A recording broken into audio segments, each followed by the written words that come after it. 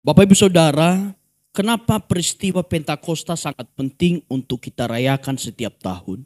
Untuk kita ingat setiap tahun. Karena pertama, peristiwa Pentakosta itu bukan peristiwa biasa, tetapi peristiwa Pentakosta merupakan awal mula lahirnya gereja. Sejak Pentakosta, sejak saat itulah lahirnya gereja. Dan kemudian kenapa sampai kita lakukan hari ini, kita lakukan penantian Roh Kudus 10 malam, 10 hari. Karena kita ingin terus memperbarui pengalaman pribadi kita dengan Tuhan. Pentakosta itu artinya hari ke-50, Pentakosta. 40 hari setelah kebangkitan Tuhan Yesus. Dan kemudian dia naik ke surga, dan kemudian 10 hari setelah itu jadi 50 hari. Baru kemudian dicurahkan Roh Kudus. Pertanyaannya Bapak Saudara, apakah Roh Kudus hanya ada ketika hari Pentakosta? Tidak, dari dulu sudah ada. Tetapi Roh Kudus itu dari dulu tidak bisa mendiami manusia karena manusia itu penuh dengan dosa. Sehingga dia setelah selesai melakukan hal yang dikerjakan, maka dia akan cabut dari orang itu. Tapi sekarang kita adalah orang-orang yang beruntung, orang-orang yang sangat diberkati. Karena Roh Kudus bukan hanya naik turun dalam kehidupan kita, tetapi Roh Kudus itu mendiami kehidupan kita. Sejak hari Pentakosta, maka sejak saat itu setiap orang percaya yang menerima Roh Kudus, maka sejak hari itu hidupnya didiami oleh Roh Kudus. Amin. Nah, Bapak Ibu Saudara, Pentakosta selalu dikaitkan dengan adanya lidah-lidah api. Nah, mari kita lihat video ini bersama, Bapak Ibu Saudara. Iya.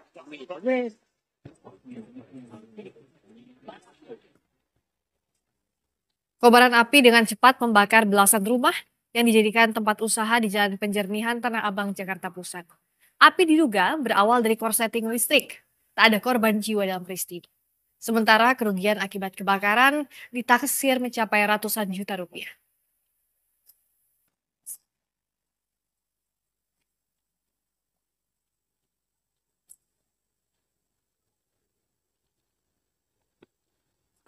Karena membakar material yang mudah terbakar, api sulit dipadamkan. Bangunan semi permanen juga membuat api dengan cepat menjalar. Oke, Bapak Ibu Saudara, apa yang Anda simpulkan dari satu video ini? Cepat menjalar. Bapak Ibu Saudara, ini memang video duniawi kebakaran. Tapi saya mau katakan kepada Bapak Ibu, satu. Dikatakan api cepat menjalar. Dalam peristiwa Pentakosta, hati para murid Kristus itu sudah siap untuk dipenuhi Roh Kudus. Maka mereka nggak satu persatu nyala dikit. Tidak, semuanya penuh semua. Dan saya juga berdoa Bapak Saudara, hari ini kita jemaat GBH, biarkanlah api Roh Kudus itu susah untuk dipadamkan, tetapi menyala ke semua kita. Memenuhi kita semua. Kedua, apa yang diperhatikan dari video ini Bapak Ibu Saudara? Bapak Ibu lihat tadi, dan setiap ada kebakaran, apa yang terjadi? Orang berkerumun. Nggak mungkin ada kebakaran, dia datang, oh kebakaran, pergi. Enggak. Biasanya malah apa? Pemadam kebakaran itu susah lewat karena banyak orang berkerumun. Melakukan apa-apa tidak, tapi pengen melihat Bapak Ibu Saudara. Saya mau katakan apa? Kalau dirimu, kalau gerejamu, kalau keluargamu dipenuhi dengan Roh Kudus, maka gerejamu, keluargamu, dirimu akan jadi pusat perhatian dunia. Amin. Gereja kita kalau dipenuhi api Roh Kudus, kita gak perlu ngundang jemaat, yuk datang ke gereja kami. Tidak, mereka melihat ada api di sana dan mereka akan datang. Karena itu akan mencengangkan bagi mereka. Dan siapa yang jadi api-api itu adalah Bapak Ibu Saudara dan saya. Kalau keluargamu dipenuhi dengan Roh Kudus, kalau engkau berusaha dipenuhi dengan Roh Kudus, engkau gak perlu cari sana, engkau cari sini. Tetapi orang-orang yang akan cari dirimu karena engkau dipenuhi dengan Roh Kudus, hari-hari ini orang itu mencari terang karena mereka dalam kebingungan. Hari-hari ini orang berusaha banyak, tetapi banyak bimbang karena jangan-jangan ini nipu, jangan-jangan ini. Tapi kalau engkau dipenuhi Roh Kudus, hidupmu terang, orang akan cari, saya akan ke sana karena dia orang yang takut Tuhan. Saya akan berbisnis dengan dia karena dia takut Tuhan. Dia tidak mungkin curang. Jadi di akhir zaman ini, apa yang engkau perlukan? Engkau perlu api Roh Kudus supaya engkau diperhatikan dunia. Engkau perlu api Roh Kudus yang membara dalam hatimu. Supaya engkau bisa menjadi terang, bisa menjadi berkat dimanapun engkau berada. Api Roh Kudus kita perlukan. Lanjut. Bapak Ibu Saudara, di Kisah Para Rasul 2 ayat 3.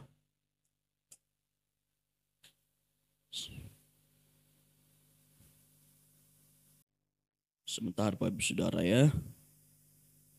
Saya lupa lagi kalau saya punya tab.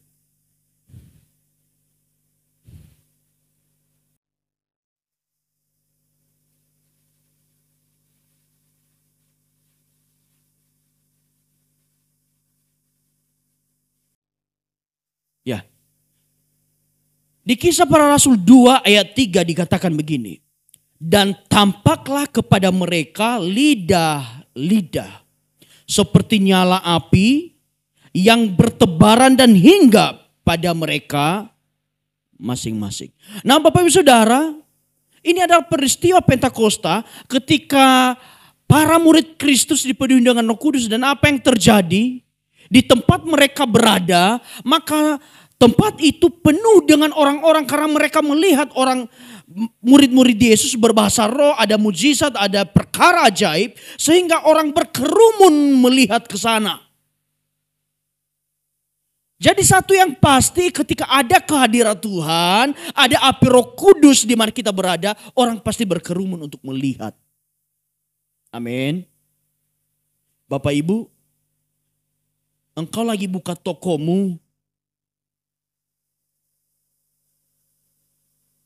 engkau perlu api Roh Kudus menerangi hidupmu supaya orang-orang datang mencari engkau.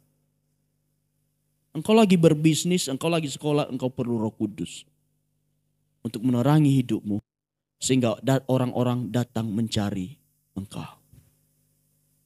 Bapak Ibu Saudara, ketika peristiwa ini terjadi, api Roh Kudus dalam hidup para murid Kristus, maka semua orang datang mengerumuni mereka. Ketika mereka mulai berbicara dalam bahasa roh, mereka mulai berkata-kata dalam bahasa yang tidak dimengerti, tetapi akhirnya dimengerti. Semua orang datang menghampiri mereka.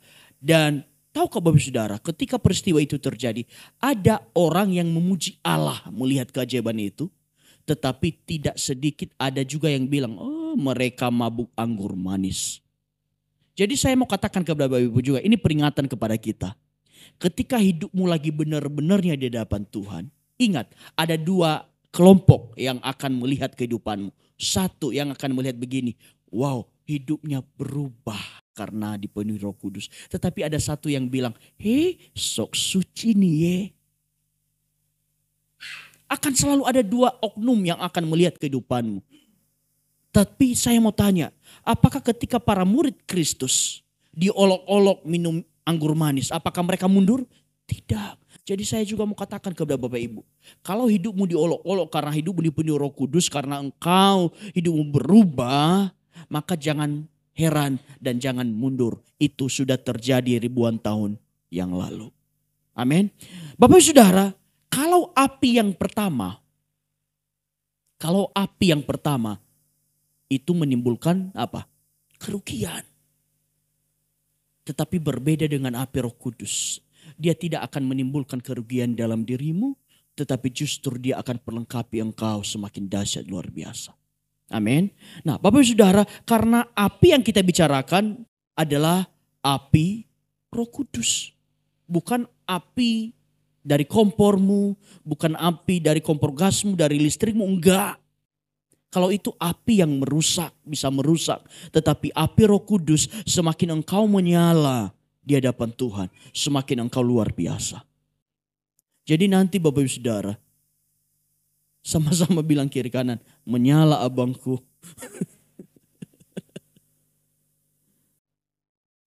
Menyala dong, jangan padam terus. Kita harus menyala untuk Tuhan. Bapak Ibu Saudara, next. Keluaran 2 ayat 3 dikatakan begini. Lalu malaikat Tuhan menampakkan diri kepadanya di dalam nyala api yang keluar dari semak duri. Lalu ia melihat dan tampaklah semak duri itu menyala tetapi tidak dimakan api. Pertama Bapak Ibu Saudara, api itu melambangkan kehadiran Allah. Jadi kalau dirimu sudah menyala dengan api Roh Kudus, artinya apa? Hidupmu dipenuhi dengan Roh Kudus, ada kehadiran Allah dalam dirimu. Dan satu Bapak Ibu Saudara yang perlu diperhatikan, Bapak Ibu, kalau engkau dipenuhi dengan api Roh Kudus, maka engkau akan punya hidup seperti ini. Lalu ia melihat dan tampaklah semak duri itu menyala, tetapi tidak dimakan api. Kalau hidup kita penuh dengan Roh Kudus, engkau punya api Roh Kudus, engkau tidak akan pernah membakar orang lain, tetapi engkau akan menerangi dia. Karena kalau engkau bakar dia, habis dia. Tetapi engkau akan jadi terang untuk dia. Engkau tidak akan merugikan dia. Engkau tidak akan menyakiti dia. Engkau tidak akan merusak dia. Seperti api yang sebelumnya. Tetapi api Roh Kudus yang kita punya, dia bakar kita, tujuannya apa? Enggak menghabiskan kita. Tetapi justru membuat kita menyala untuk Tuhan. Kenapa dikatakan di firman Tuhan? Satu orang bertobat, satu orang selamat dalam keluarga, maka seisi keluarga itu diselamatkan. Kenapa? Kalau engkau sudah punya nyala api Roh Kudus, maka lama-kelamaan tadi orang yang tidak nyala, karena kenapa sih nggak nyala? Mungkin dia basah dengan dosa-dosa, lama-lama dia kering, mulai bagus, dan akhirnya juga dia menyala.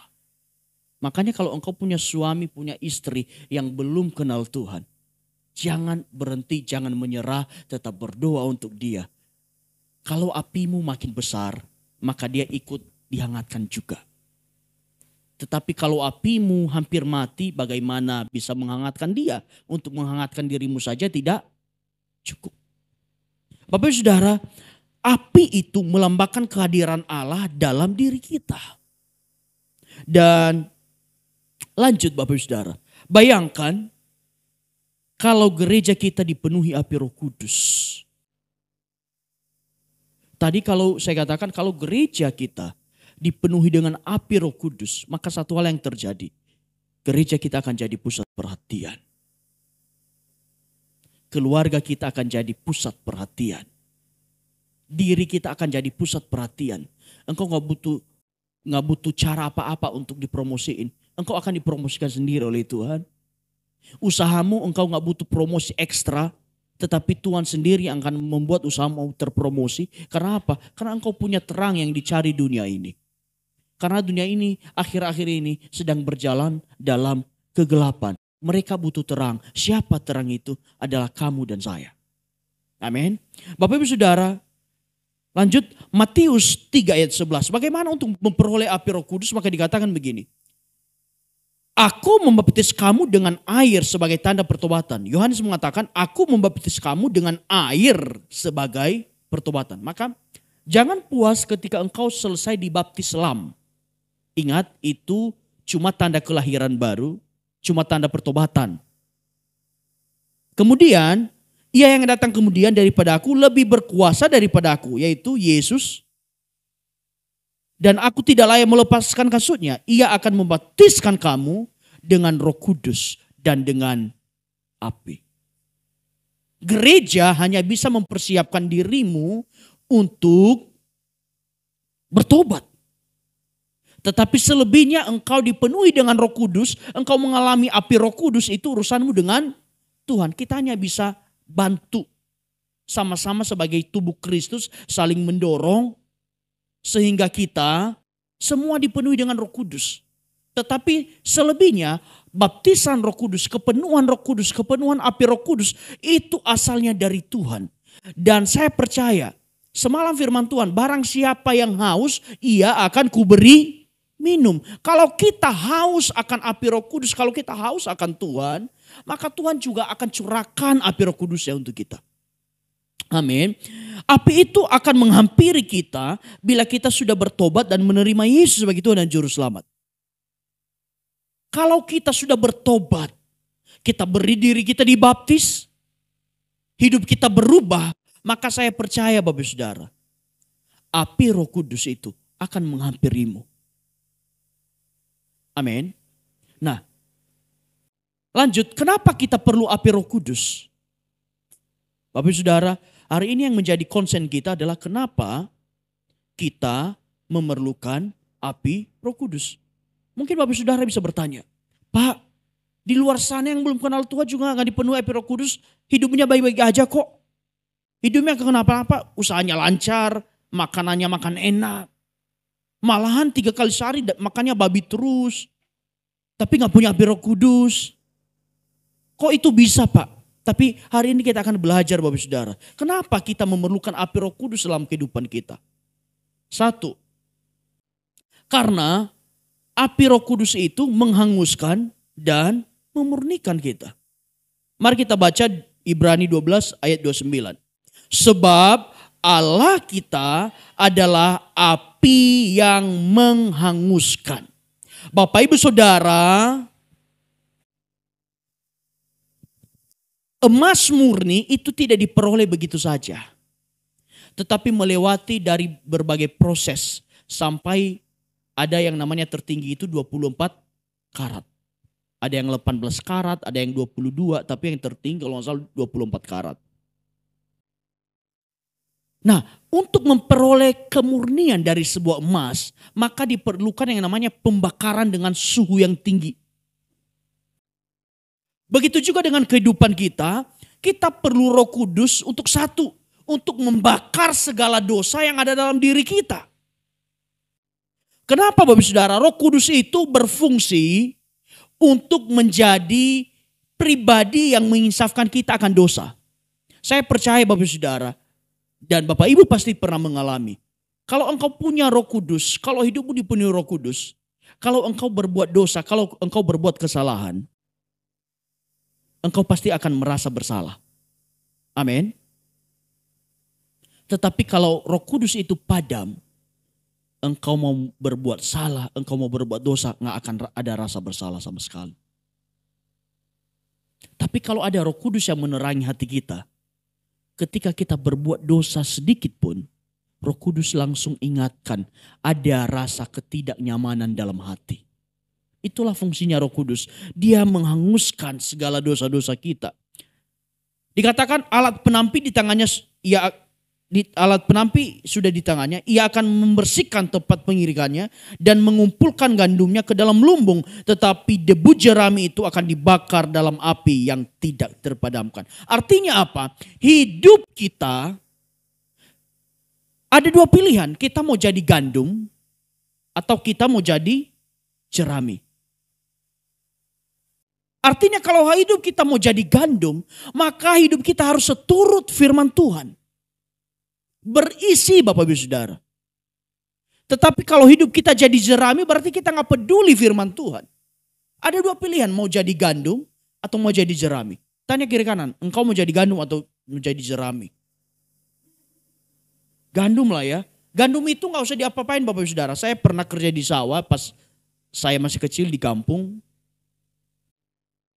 Bapak Ibu, biasanya setelah padi itu dirontokkan Bapak Ibu Saudara, maka ada semacam kipas besar, itu biasanya dikipas sana sini, dan setelah dikipas Bapak Ibu Saudara, yang gak ada isinya itu akan tercampak keluar, tetapi yang punya isi akan tinggal.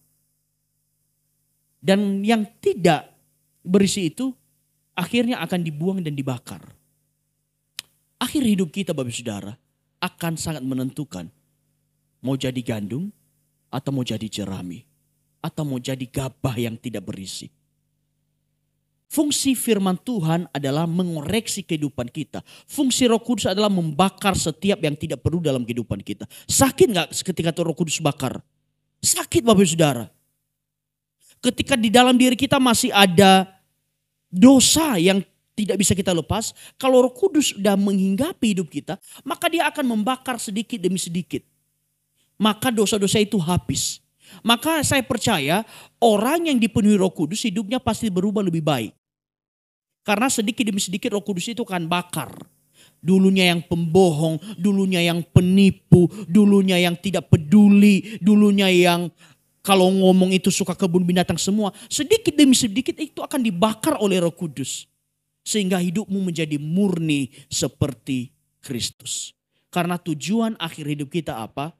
Menjadi seperti Kristus. Minggu lalu kita sudah belajar. Untuk masuk surga kita butuh orang dalam. Orang dalamnya siapa?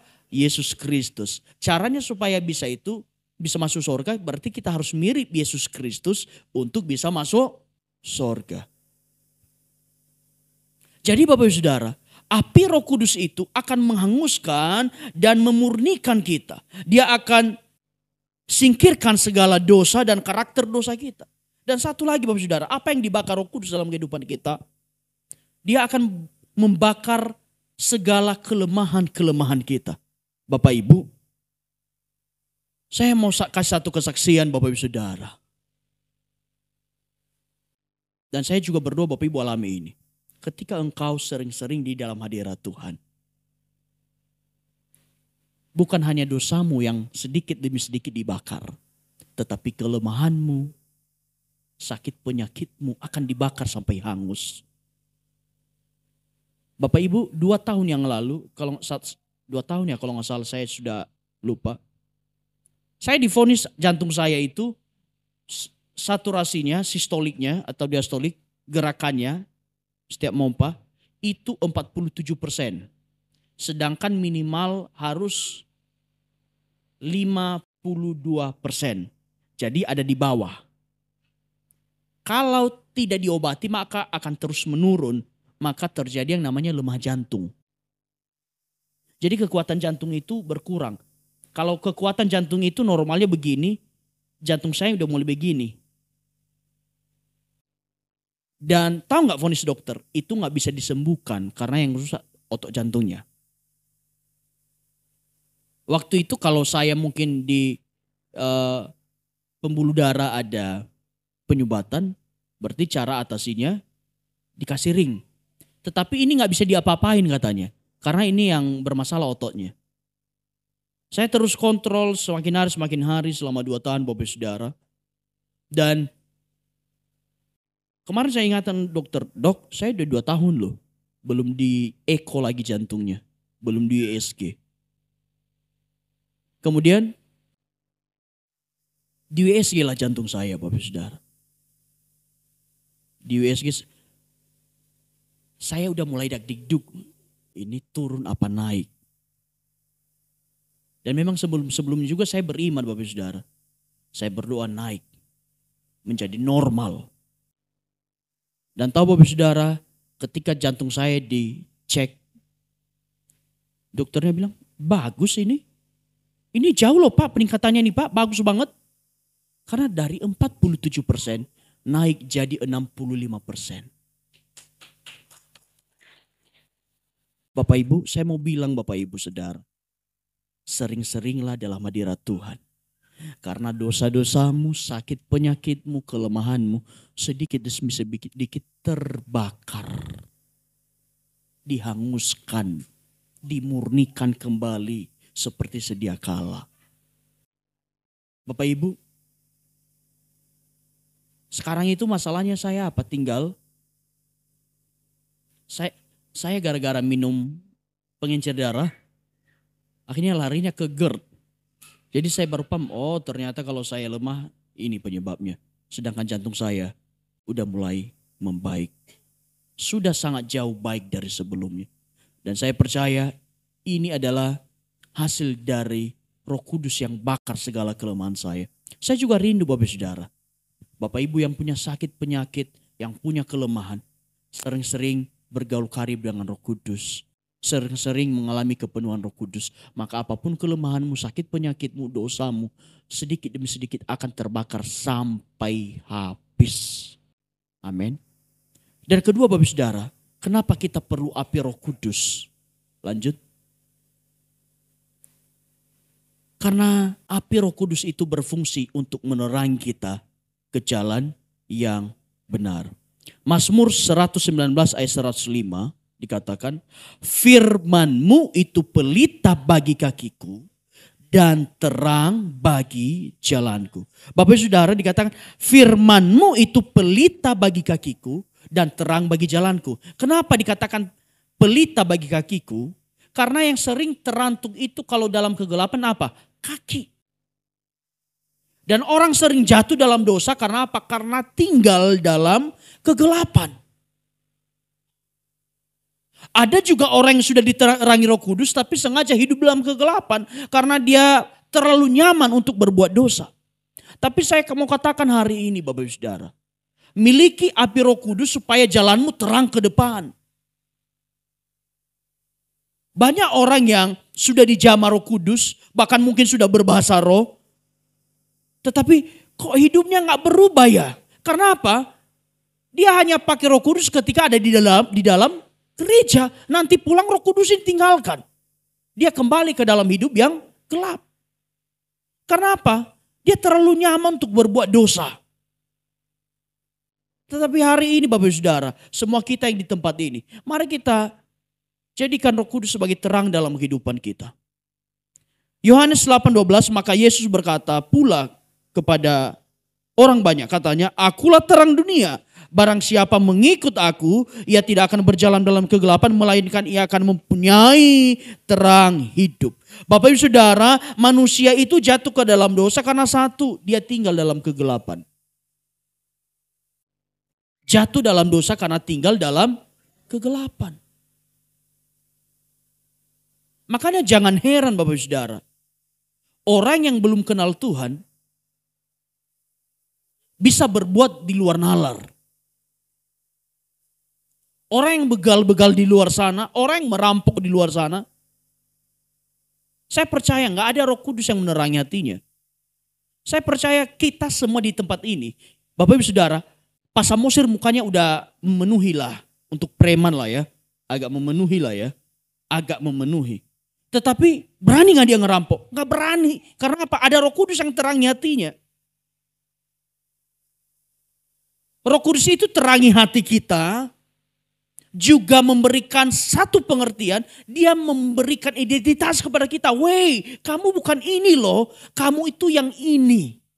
Tapi di dalam gelap kita gak bisa melihat identitas kita dengan baik. Tetapi kalau kita punya terang, kita bisa melihat identitas kita. Oh, saya anak Tuhan. Berarti saya harus hidup demikian. Jadi kita butuh Roh Kudus untuk menerangi hidup kita. Pak Leo juga bisa jadi preman. Bisa jadi begal juga. Tapi saya mau tanya, mau jadi begal gak Pak Leo? Gak mau. Paling begal hatinya Bu Marta aja dia berani. Pak Windra juga begal hatinya Bu Lince. Kalau begal yang lain-lain gak berani itu. Karena apa? Ada Roh Kudus yang menerangi hati kita. Yang mengatakan, kamu bukan penjahat. Kamu adalah orang baik yang diberkati Tuhan. Kamu bukan orang yang binasa. Kamu orang yang selamat karena pengorbanan Kristus. Dan kemudian Bapak Saudara, mata orang itu akan tertuju pada terang yang kita miliki pada saat kita bisa menerangi orang lain. Lentera, tahu lentera Bapak Saudara? Seperti depan, pelita. Saya mau tanya, kenapa nggak dikatakan senter? Kenapa Roh Kudus itu yang menerangi jalan kita nggak dikatakan senter? Firman-Mu itu senter bagi kakiku dan terang bagi jalanku. Senter kan lebih asik Bapak Saudara. Kita di sini, senter ke sana. Saya mau katakan satu hal. Firman Tuhan itu bukan senter karena gini. Firman Tuhan itu untuk menerangi diri kita sendiri dulu. Bukan untuk nyenter hidup orang lain. Jadi orang yang benar-benar hidup dalam Tuhan. Itu akan senantiasa ngoreksi kehidupannya terus menerus. Bukan sibuk ngoreksi kehidupan orang lain. Kalau ada orang yang sibuk ngoreksi kehidupan orang lain, bilang ke dia, terangmu salah, bukan pelita, senter itu. Kemudian kedua, kenapa dikatakan pelita bukan senter? Karena pelita itu, Bapak Ibu Saudara, engkau harus melangkah untuk melihat ke depan ada apa. Kalau senter, engkau di sini, engkau bisa lihat ke sana. Itu, ya udahlah nggak usah ke sana. Tetapi kalau engkau punya pelita, pelita itu hanya akan menerangi sekelilingmu dan engkau butuh iman untuk berjalan bersama Tuhan untuk melihat apa sih di depan. Masa depanku seperti apa sih ke depan?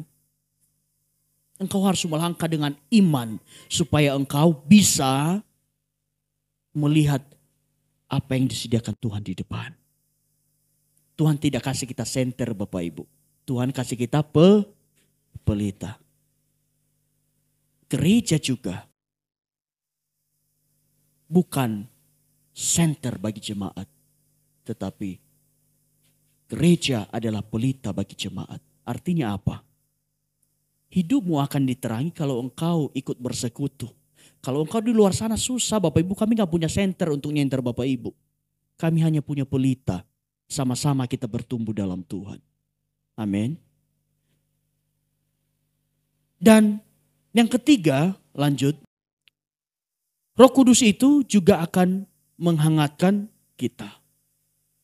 Bapak Ibu Saudara, Keluaran 13 ayat 21b dikatakan, pada waktu malam dalam tiang api untuk menerangi mereka sehingga mereka dapat berjalan siang dan malam. Bapak Ibu Saudara, ketika bangsa Israel keluar dari tanah Mesir, maka ada tiang api yang menyeri mereka. Fungsi tiang api itu apa? Untuk menghangatkan mereka. Supaya mereka tidak mati kedinginan di padang gurun. Roh Kudus juga berfungsi untuk menghangatkan kita. Supaya kita tidak mati rohani di dunia ini. Bapak Ibu, dikatakan di firman Tuhan, kasih orang semakin hari semakin apa? Semakin dingin. Orang gak tahu lagi mengasihi. Anak-anak gak tahu lagi menghormati orang tua. Oleh karena itu kita butuh yang namanya api Roh Kudus untuk menghangatkan kehidupan kita. Bapak Ibu Saudara, api Roh Kudus menolong kita untuk tetap memiliki kasih yang hangat. Berarti tulus dan tidak berpura-pura dan tidak basa-basi. Bapak Ibu Saudara, saya percaya orang yang dipenuhi oleh api Roh Kudus, ingat baik-baik. Orang yang dipenuhi dengan api Roh Kudus hidupnya tulus, tidak pura-pura. Kenapa? Karena ada Roh Kudus yang menghangatkan hatinya. Sedangkan orang-orang di dunia ini yang tidak punya Roh Kudus, hati mereka menjadi dingin. Sehingga apa? Kasih mereka kasih dingin. Ada orang yang mengatakan I love you tapi dia mengatakan I love you tapi tidak mengasihi istrinya. Dia mengatakan terima kasih tapi hatinya gak berterima kasih. Dia puji make up orang cantik tapi sebenarnya dalam hatinya merahnya kelebihan. Dia pengen muji orang lain tapi tidak dari hatinya, hanya pura-pura. Hanya supaya mendapatkan sesuatu. Tidak lebih tidak kurang, orang yang dingin hatinya, orang yang kasihnya sudah dingin, tidak lebih dari seperti seorang karyawan yang sedang menjilat bosnya dengan kata-kata. Tidak ada ketulusan. Dia melakukan segala sesuatu karena upah. Dia melakukan sesuatu karena keuntungannya pribadi. Tetapi saya percaya orang yang takut akan Tuhan melakukan segala sesuatu dengan tulus. Bapak Ibu Saudara, api Roh Kudus menjaga agar kita tidak tawar hati. Tidak dikit-dikit tersinggung. Tidak dikit-dikit ngambek. Tidak dikit-dikit gak mau ibadah. Tidak dikit-dikit nyalahin Tuhan. Api Roh Kudus itu fungsinya hangatkan hati kita terus. Ingatkan kita. Ingat kasih-Nya yang mengubah hidupku. Dia akan ingatkan kita terus akan kasih Tuhan. Roh Kudus itu berfungsi menghangatkan hati kita supaya kita tidak lupa kebaikan Tuhan. Orang yang gak punya Roh Kudus sebentar saja dia judge Tuhan itu jahat. Tetapi orang yang punya Roh Kudus seperti Ayub, bahkan di dalam kekelaman pun dia berkata, Tuhan Yesus tetap baik. Dia ngerti bahwa baik yang jahat maupun yang buruk bisa dipakai Tuhan untuk mendatangkan kebaikan. Bapak Ibu Saudara, tahu nggak yang mengatakan itu? Dia katakan ke istrinya, kamu seperti perempuan gila. Kamu hanya mau menerima yang baik saja, tapi tidak mau menerima yang buruk dari Tuhan. Artinya apa? Orang ini teruji, bahkan Tuhan mengatakan Ayub adalah orang paling saleh di muka bumi. Bapak Ibu Saudara, orang yang beriman, orang yang punya Roh Kudus adalah orang yang sanggup bersyukur bahkan di tengah pencobaan, bahkan di tengah kemiskinan, bahkan di tengah keterpurukan, bahkan di tengah kebangkrutan. Tahu Bapak Saudara, Ayub itu bangkrut, krut. Tapi dia tetap masih bisa memuji Tuhan. Saya aja Bapak Saudara mikir, gila ya. Orang kaya habis hartanya, anaknya cantik-cantik habis. Istrinya gak mendukung. Bahkan istrinya berkata, kenapa tidak engkau kutuki Tuhanmu itu? Tapi di firman Tuhan di Ayub 2 tetap dikatakan Ayub tidak berdosa terhadap mulutnya. Bapak Saudara, kalau engkau dipenuhi Roh Kudus, engkau akan senantiasa bisa bersyukur kepada Tuhan dalam segala keadaan. Karena fungsi Roh Kudus itu akan selalu menghangatkan hati kita dengan kasih Tuhan. Daud berkata, bahkan di dalam lembah kelam pun aku tidak takut bahaya, sebab saya tahu ada Tuhan besertaku. Amin. Dan terakhir Bapak Saudara, kenapa Roh Kudus itu kita perlukan? Karena Roh Kudus itu memberi kuasa dan mempersiapkan kita. Kisah Para Rasul 1 ayat 8 dikatakan, tetapi kamu akan menerima kuasa. Menerima kuasa. Kuasa ini bahasa aslinya adalah dunamit.